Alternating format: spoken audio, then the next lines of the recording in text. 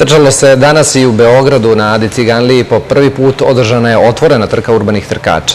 Više od 1000 ljudi različitih generacija pokazalo je da u zdravom telu je zaista i zdrav duh i to ime je trčalo 7,7 km prve beogradske otvorene trke.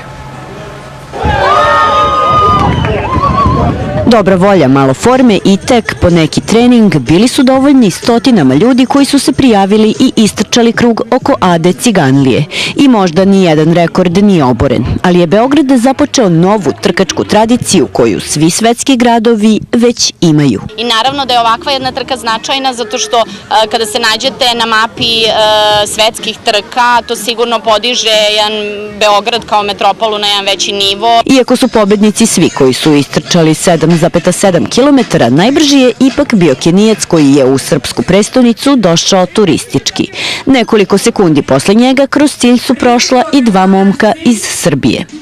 Pa što se same trke tiče, bilo je teško. Ne može sa Kenijcima baš tako lako. Vodio sam prvo 3 km, pošto sam ja došao ovdje konkretno uradim trening, nije me zanimao plasman, došao sam da uradim trening. I na otvorenoj trci godine su bile najmanje bitne. Možda su najbolje rezultate ostvarili mlađi takmičari, ali ništa lošiji nisu bili ni oni koji su već odavno ušli u 8. deceniju. Lagano sam išao kao trening, nisam... A da li trenirate redovno? Svaki dan.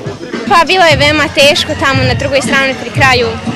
Baš mi bilo teško. A trka je super, naporno je malo, ali nije strašno. Ja preporučujem svima da dođu. Sportska oprema koju su dobili najbolje plasirani je razlog za učestvovanje, ali su motiv i poruka otvorene trke ipak zdrav i aktivan način života. Sledeće godine trka će biti na novoj lokaciji, a učesnika će sigurno biti mnogo više.